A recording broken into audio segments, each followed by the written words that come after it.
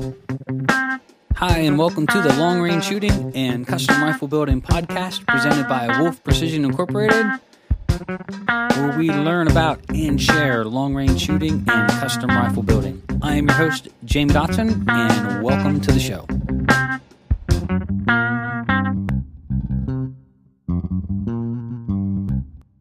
Hi, and welcome to episode 231 of Wolf Precision's Long Range Shooting and Custom Rifle Building podcast. I'm your host, Jamie Dodson, and welcome back to the show. In this episode, we're going to address a couple of things. Number one, don't worry, be happy, right? We deal with this on a constant basis, and I think as most business owners, we feel that we're obligated to make everybody happy all of the time. And as with most business owners will eventually learn is that if you ever attempt that, the only person that becomes unhappy is you. So, being really careful with what you offer, how you do, how you approach customers, all of that. Then the other part of this is opinions, how people post stuff on YouTube, some of the stupid things that you hear. I'm going to share with you a reply that we had on one of our podcasts, our last podcast. It's actually deleted now, and share with you how we approach that and what we do with it.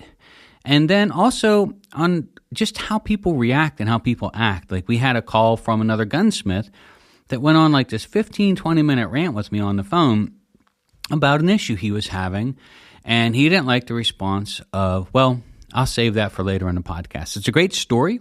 Probably lead to a bad Google review. We'll see how that works out. But yeah, I just want to share with you lots of personal things and things that we've learned as business owners, as well as, sort of our approach and philosophy to business itself.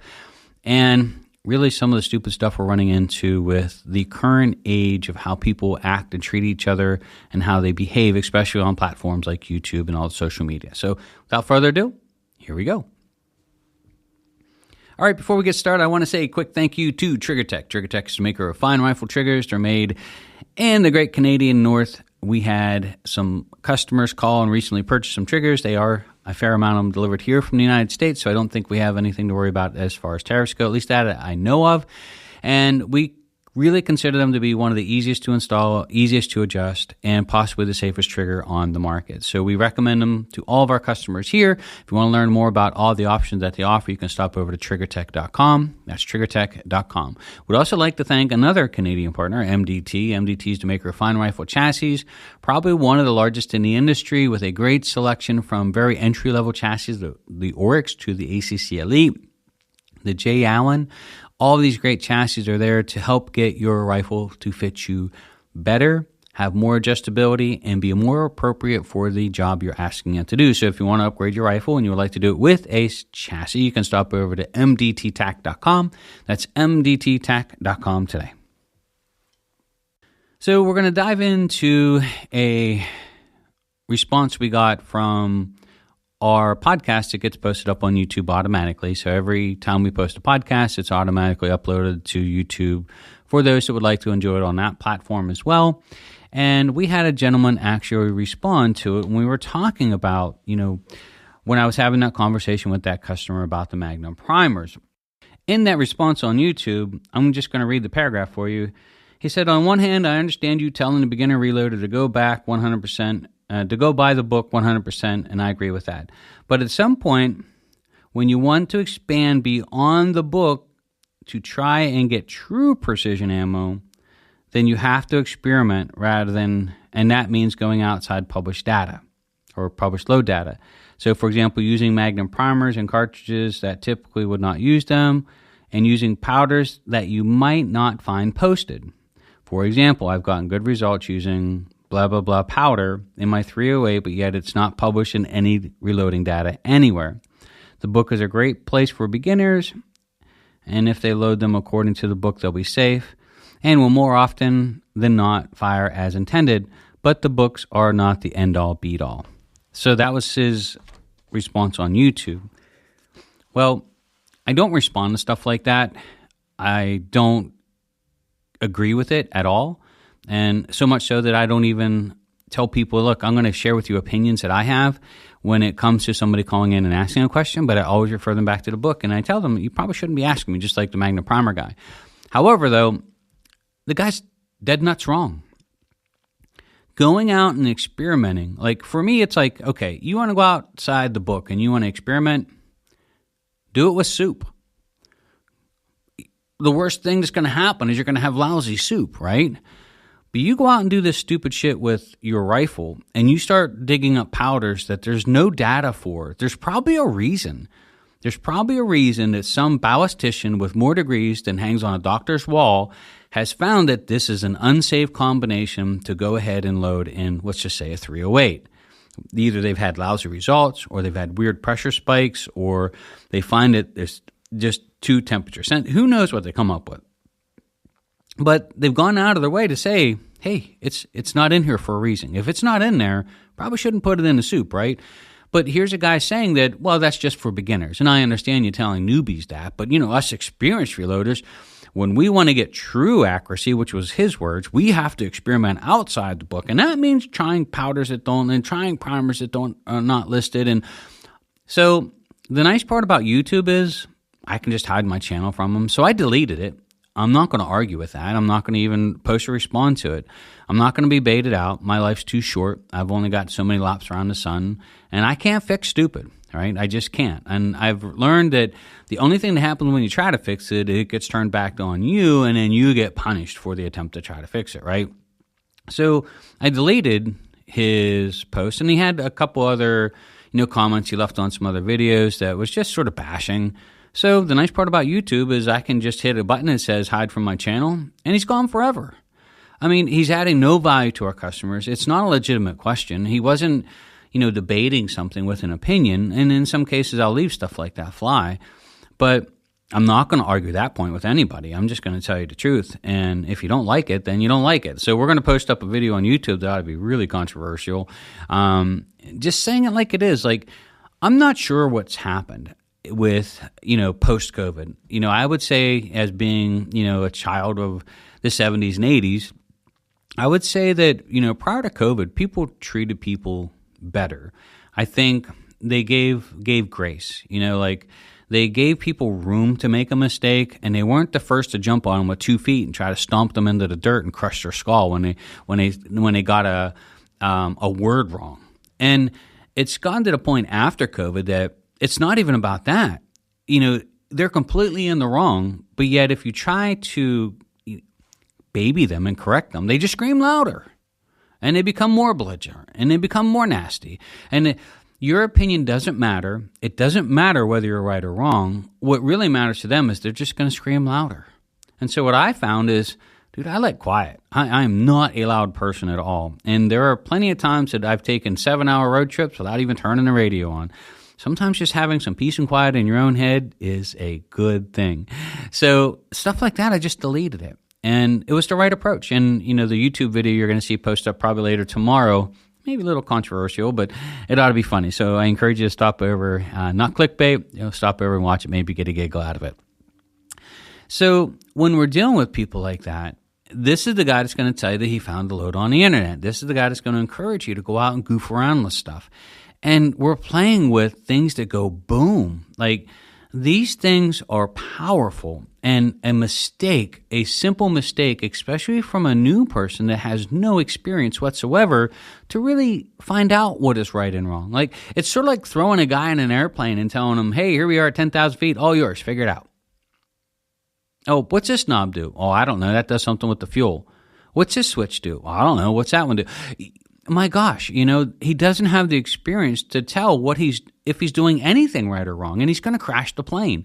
And so you're taking a new reloader and you're telling him, hey, don't read the manual.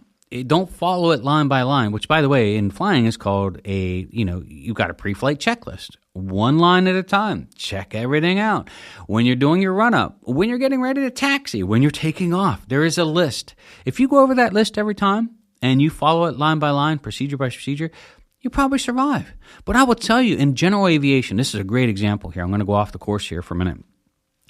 People kill themselves and their entire families every year, every weekend, every week in general aviation. There are pilots crashing their planes, and a lot of times killing their loved ones in the process because they won't follow that list. They won't read it. I can tell you, if you do I think the Blanco channel is one of them or something like that, where he went into several where they were grossly overweighted. Like, they don't care about the book, right? They've got 2 extra passengers on board. They've got 600 pieces of luggage. They are grossly overweight, and they're flying at high altitude or high temperature with high density altitude, and the plane can't get off the ground, and a mile down the runway, they crash and kill everybody on board. So it's not just in shooting. There's so many other industries where we have just there was 2 deaths recently where guys have flown in the power lines. In general aviation aircraft, not helicopters, but fixed wing. You have a gentleman that killed his fiance, an experienced helicopter pilot, that didn't take into account density altitude. It wasn't something he had to do when he was flying, running a jet engine or something like that didn't require fuel mixture in a helicopter, right? He killed his fiance. So, when I sort of get a little, I don't want to say bent, but, you think about how people approach this reloading stuff, and then the questions that we get asked, or you get somebody like that leaving a comment on our YouTube channel, they're wrong. And the fact that that's the guy that's going to take his family up and fly into meteorological conditions and kill his entire family because he's right, and he knows he's right. And his experience has taught him that the book is only for newbies. And so, I know the book says we can only have, an additional 1,800 pounds on this aircraft, but that's for newbies. I've taken off many times with 2,300 pounds on board, never had a problem. And you get in a plane and you die. Same thing happens reloading. So don't take it for granted when you're getting into this. There's a lot of people that are going to have good intentions in trying to help you, and a lot of them are going to share really good information. But you should avoid a lot of the online forums and comments and posted recipes that people put up that this is the best load and won the national match. And yes, take all of that in, maybe even write notes down, but always go back to the book to make sure that it falls within safe parameters and that it's a safe combination and that these things are listed, like the gentleman that emailed me about Magnum primers. If I can't find it listed anywhere, I'm not going to experiment with it. I am not the expert when it comes to, like this guy leaving that comment on my YouTube channel. I am 100% certain he has no pressure testing equipment for how much pressure he's putting on that chamber, right? How do you know? How do you know where unsafe is if you have no way to tell whether you're pushing 100 PSI or 80,000 PSI? Are you just guessing? Flying by the seat of your pants, maybe? I don't know. So be really, really, really, really, really careful. And the nice part about YouTube, I hate to say it, it's pretty awesome. You just delete them, and they're gone forever. So you hide them from your channel. I'm not arguing with it. I have no time for it. It's gone forever. I wish them the best of luck.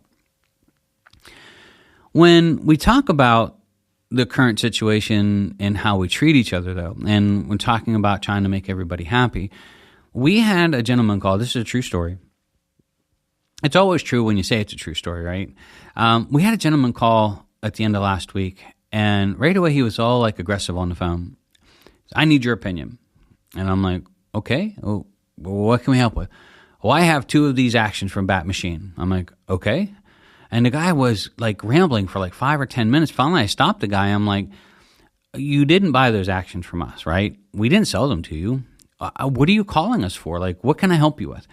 Well, I just want your opinion. Bat changed their design on the rear action screw that there's no blind. There's a blind hole back there now rather than where the screw comes to hole you up through and hits that stop. So he can't see the screw head. And I'm like, are you a gunsmith? He goes, yeah. I'm like, what's the problem? We shorten screws all the time. Don't you know how to check that? Well, yeah, that's not the point though. And I'm like, so this is now getting into 10 or 15 minutes. And I was like, listen, you need to, if you have a problem with this, I don't know why you're calling us. Well, I found that you sell these and you have a YouTube video. And I'm like, okay, but what are you asking from me? You call Bat Machine and talk to Bat Machine. Ask them why they changed it, Call the person you purchased the actions from. And then he was like, well, I called both of those and I didn't like their answer. And I'm serious about this conversation. And I was like, listen, I appreciate you calling me. I really do.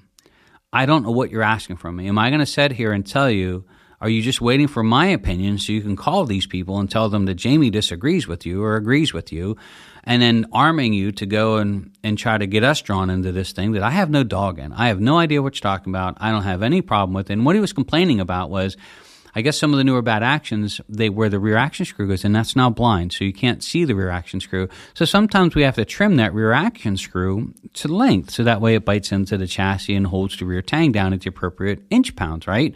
It's not a big deal. We do it all the time. And in our online gunsmithing or prosumer gunsmithing video, we're going to show you how to do it. It's for a gunsmith to call and be that irate over it, obviously has no idea what he's doing. Like, how do you not know how to set that so you can grind one or two threads off and get that to bite properly, if that's a problem at all, which I don't know if it is. I don't know if it's a problem. I've not ran into it. But the fact that 20 minutes of my life was spent on the phone with this guy that had no intentions of doing business with us, didn't buy the receivers from us, and had called the manufacturer of the action as well as the person he bought it from, and because he wasn't happy with their answers, started going down the list and calling us. Well, what's your opinion? Oh, what does my opinion matter? Honestly, I didn't make the action. My opinion is I don't have a problem with it.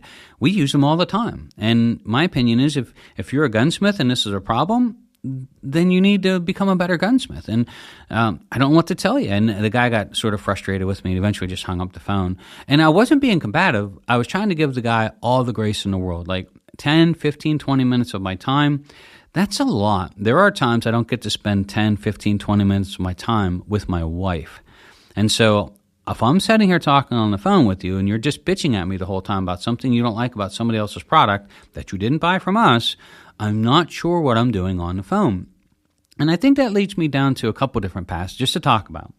Number one, after COVID, people have learned to treat people poorly. They're just horridly fast to jump in on something, whether it's an innocent mistake or just something that they misread. Like we're careful even sending out emails anymore, because we send out an email and they read it the wrong way or they interpret it the wrong way. Next thing you know, it's like, oh, hell's breaking loose. Like, I give you an example. It really broke my heart because I actually like this guy. I've known him for 20-some years, and I actually consider him a friend. He had emailed me. We had a barrel here in line to be cut for him as a Krieger, and he had emailed about, hey, I really need that really, really fast. Is there any chance I can get that shipped out this week? And now keep in mind, I sent out the spec sheet for this barrel replacement like months ago, and then out of the blue, Barreled Action shows up with a check in it. So we pulled the part, which we still had, and it's in line to be cut. We're cutting aces right now, so we're not doing barrels at the moment. And so I thought, well, I'll go back and look and see what we got, because I bet you we have a couple barrels pre-cut. It might not be the exact length, but I bet you we have some cut, because usually we have some cut in inventory.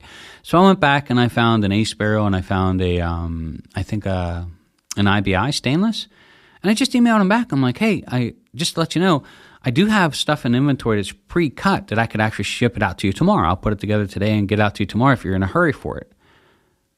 I got an email back that was just out of control.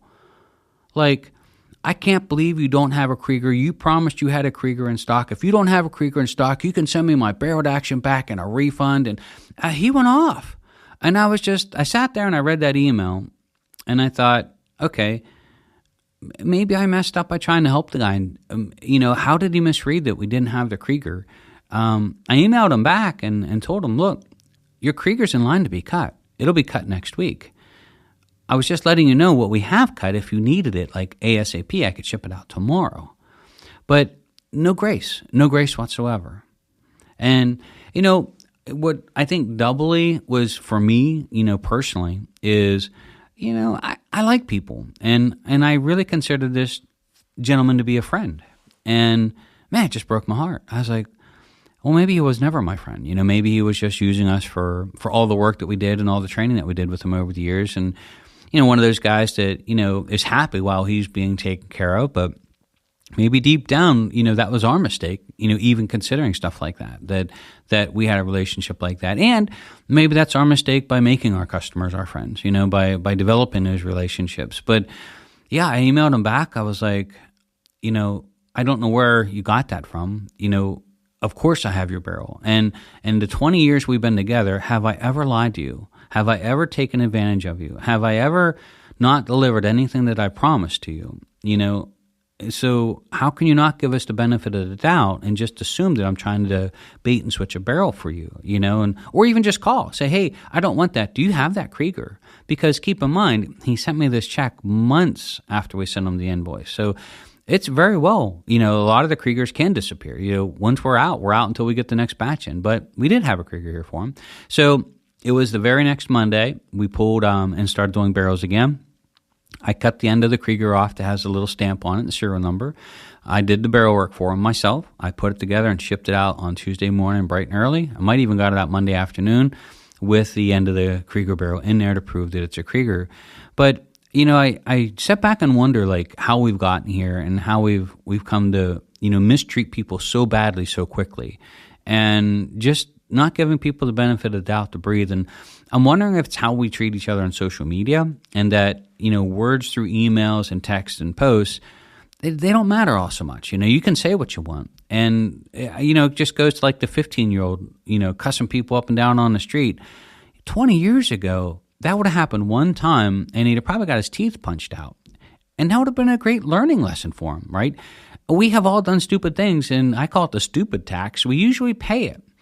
And I think the problem now is people don't pay the stupid tax. Like, we have tolerated this craziness. We have tolerated like this gene pool that's out of control. Like, it's stupidity. It's allowed to survive. Like, if we went back in the 20s and 30s and you were just like one of those people that was just a total idiot, right? And like the guy that's saying, hey, I'm going to go experiment with all this stuff outside the book, because that's where you really get your accuracy, right? Usually they don't make it very long, right? Usually the way that nature selects things and allows them to move on and create offspring, they don't make it to that level. And I think what's happened is we've allowed those people to survive, right? And we've allowed them, we protect them in a bubble so there's no harm that comes from them for all the stupid stuff that they do, because they always blame somebody else when stupid happens. And now we've got a whole society of it. Like, you can't fix stupid, but it sure has found ways to multiply. And it's gotten worse than it's ever have. I'm at a loss for words for it. And we can't make everybody happy when they act that way. We can't be the whipping post for when somebody kicks their cat and they want to come unglued on us. We have seen this over and over again over the years with select customers. We've seen it happen where, everything's perfectly fine, and all of a sudden we just get a crazy email, like, obviously, then an apology later that, oh, sorry, I was under stress because of this, and, I really didn't mean it, and, I was just, worried about, what about picking up the phone and just asking questions, right? So when you're in business for yourself, and I think just like us, we're incorporated, but, it's us, it's our business, it's our baby. You have to accept the fact that you cannot make everybody happy, and I think you have to leave the personal part of it out, and you have to be professional at work, and you have to do your job. You have to, honesty and integrity means something to us. It's part of our life, but you have to separate yourself from it. And I think you have to shed those customers quickly. You have to almost to the point to where thank you, but no thank you, because I've often found it's that 1% that causes you 90% of the headaches. And I'm old. I'm getting older every year, and I think this is why maybe old people get cranky as well. I just don't want to deal with it no more. I can't fix everybody's problems when it comes to everything that's wrong in their lives, and then they want to come unglued on us because I sent them an email trying to help them with a barrel that we had in inventory that we could have shipped out in a hurry if he needed it. I never said we didn't have the other one, right? And yet it's a license to just totally, come on completely unglued and unprofessional on us. So when you're in business for yourself, I think you got to keep all these things in mind and then commit to the things you won't do anymore and sort of cut that stuff off early. And if you have customers like that or people who want to become your customers, you have to identify them and you have to just say thanks but no thanks. It's not the right fit because that one customer is the one that's going to cause you 90% of your headaches for the next 2 years, and it's just not worth it. At my age, where I'm at, it's just not worth it. Before we continue on, I do want to say a quick thank you to our last sponsor, Krieger Barrels, a maker of fine-cut rifle barrels made in the great state of Wisconsin. They are a family-owned and operated business. They do a great job. We use all their barrels here all the time. They are hard to get. And when we order barrels here for inventory, they usually take us about 9 months from the time we order it. So barrels that we're ordering now, we don't expect to see until 2026. But they have a new program called Krieger Direct where you can log in and keep an eye on in-house inventory that they post up for customers. And a lot of times you can find barrels of different contours, of different twist rates that might work for you, and you can have it in as little as 2 to 3 business days. They call it Krieger Direct. So if you want your barrel and you need it now and you would like to use a Krieger, you can stop over and look at their selection. Just keep an eye on it daily and potentially grab a great barrel for your rifle. So you can learn more at KriegerBarrels.com. That's KriegerBarrels.com today. So on a positive note, I always say if you don't like what you hear at the church, go somewhere else, because the pastor can't always tell you everything that's funky-dory and everything that you're doing is perfect in life. There are times where things are going to be preached from the pulpit that you, through your own guilt or things that I don't like that sort of hurts a little bit, Well, I would say pull your pants up and get your feelings intact and, fix it or go somewhere else. We're just going to tell you everything's always hunky-dory and you're always right and everything's perfect, right? So we don't always like to hear what we hear. And sometimes, with a little personal reflection and looking inward, sometimes it hurts a little bit, but it's called growing pains, and you always come out the other side a little bit better. Or, in the case of the YouTuber, find a different channel. All right, so we're getting ready to kick off our first long-range shooting school for the year. I'm super excited. That kicks off this Friday. We're getting ready to do our announcement for the Gen 4 Ace. We've been working with it here. Absolutely incredible. The Akumas have been awesome. We're really getting set up for production. The 223 is going to be the first release. The 22 Creed is going to be with it. We'll have some sneak peeks and some pictures and stuff coming up as we get close to launch date and starting to accept orders. So that's going to coincide with our Prosumer Gunsmithing Course, in which we're going to go through every single rifle and sort of show you how to build it, how to maintain it, how to take care of it. A lot of it's going to be in hand with the manufacturer of the components that we're going to recommend. And we do recommend components that we use. So we don't put stuff up there. And a lot of times we get asked like, hey, why isn't this stock on your website? It's probably not up there because we don't use it, or there's things that we found it's just not quite where we would want it to be as far as the quality it's supposed to be. So, but that's going to be our prosumer gunsmith. And then we do have our online reloading class. It is full swing. We've been trying to release 1 or 2 videos a week. We have a new video coming out later this week, and I believe next week as well, getting into some important subjects when it comes to not just lubing the brass, but actually some of the equipment that we use when we're getting ready to throw powder. We've got a problem with one, and I wanted to share it with you because as a new reloader, you can get yourself in trouble with this, and you can throw possibly some dangerous loads for it. So we were posting that up a little out of order on throwing powders, and then we're going to get into some sizing stuff. But really just trying to give the customers the resources and some of the just basic stuff that we found makes our lives here a lot easier, makes great ammunition, and of course makes safe ammunition. You can learn more all about that at our Wolfpack. Now, when you join the Wolfpack, I just want to throw it out there. The Wolfpack is our online training center. It also includes our online long-range shooting school, our online reloading class and tutorials, as well as our soon-to-be prosumer gunsmithing school. When you join the Wolfpack, you get access to all 3 of those. And it's a monthly fee, so it's $49.95 a month, and you can sign up and stay in as long as you would like. You can actually sign up for the entire year, or you can sign in and sign out as often as you would like. We do recommend that when you register for the class, you're going to have to register through Patreon, and we recommend that you do it through your web browser. Do not download the Patreon app and then attend our channel. We have learned that Apple is charging like $30 to our course fee for you to enjoy our content on the App Store.